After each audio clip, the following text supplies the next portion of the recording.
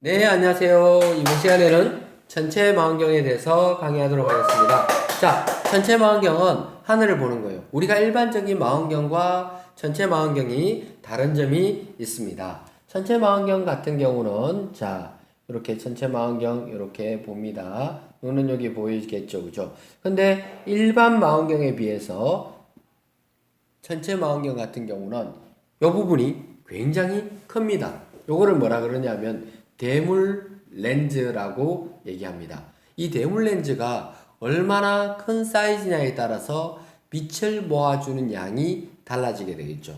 낮에 보는 일반 망원경은 낮은 환하니까 빛이 많죠. 빛이 많은 데서는 대물 렌즈가 굳이 클 필요가 없겠죠. 왜? 약간만 모아도 되니까요. 그죠? 근데 전체 망원경은 밤에 관측하다 보니까 깜깜한 데서 빛을 억지로 모아서 관측을 해야 되겠죠. 그러다 보니까 대물 렌즈가 일반 망원경보다 월등히 크게 되는 것입니다.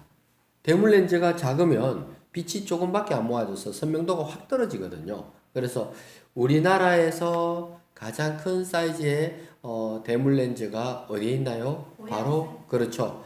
영천 보현산 천문대 가면 있죠. 여기서 가깝죠. 전에 한번 가서 선생님을 본 적이 있는데 근데 그 망원경 설치된 그 공간은 처음에는 창고인 줄 알았어요. 처음에 갔을 때는 그냥 네모 박스처럼 된 이런 그 건물인데 거기에 안에 가니까 있더라고요. 보니까 그게 만 원짜리 지폐 뒤쪽에도 그 사진이 나와 있거든요. 그럴 정도로 보현산 천문대 망원경이 가장 큰 망원경입니다. 우리나라에서는. 자, 근데 망원경에는 두 가지가 있는데요. 굴절 망원경이 있고 반사 망원경이 있습니다.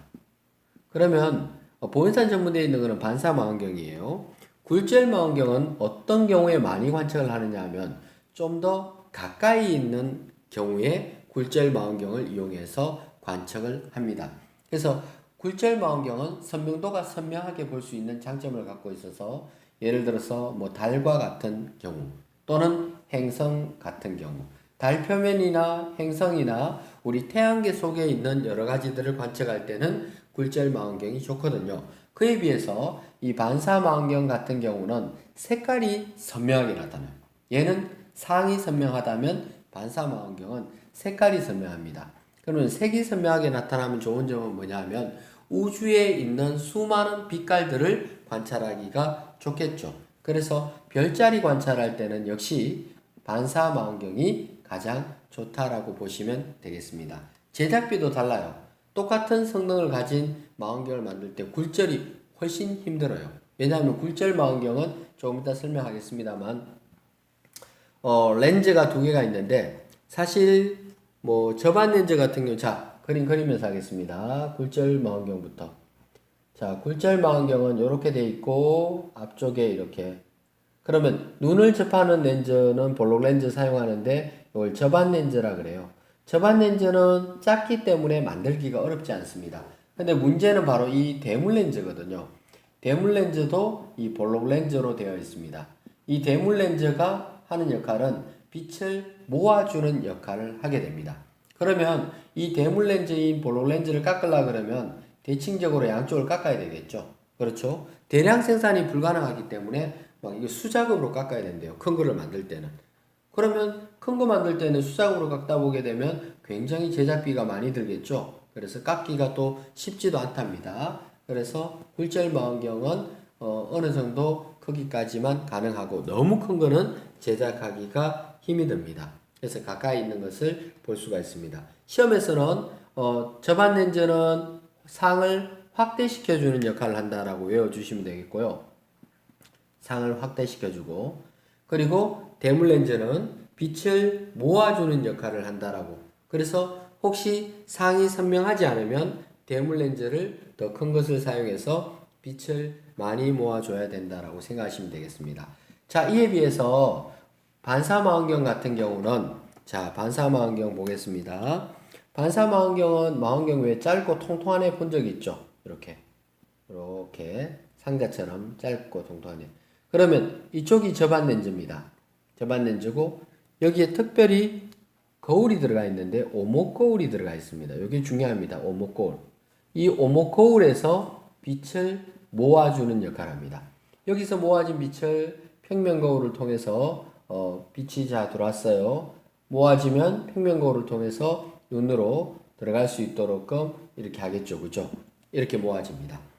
그러면 반사망원경은 오목거울과 볼록렌즈, 평면거울 이러한 것들이 함께 들어가 있습니다. 특히 이 오목거울 부분에서 빛을 모아주게 되죠. 이것도 대량으로 큰 거는 수작업에서 만들어야 되겠죠.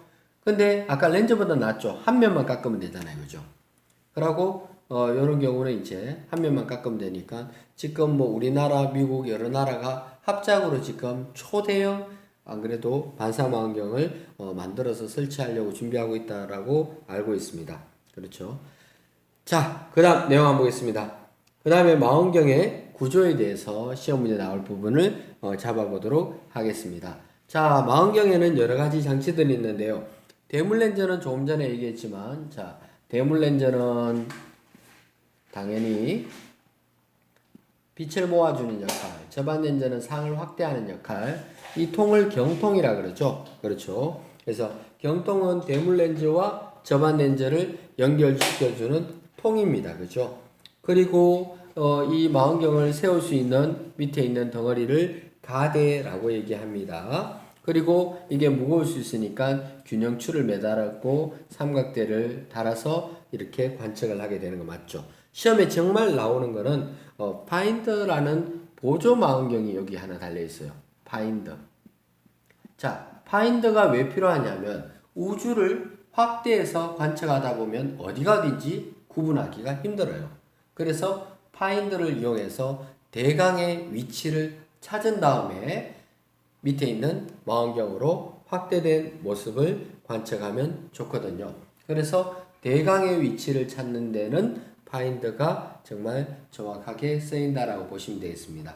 그래서 전체 망원경에서는 그런 부분들이 중요합니다. 네, 감사합니다.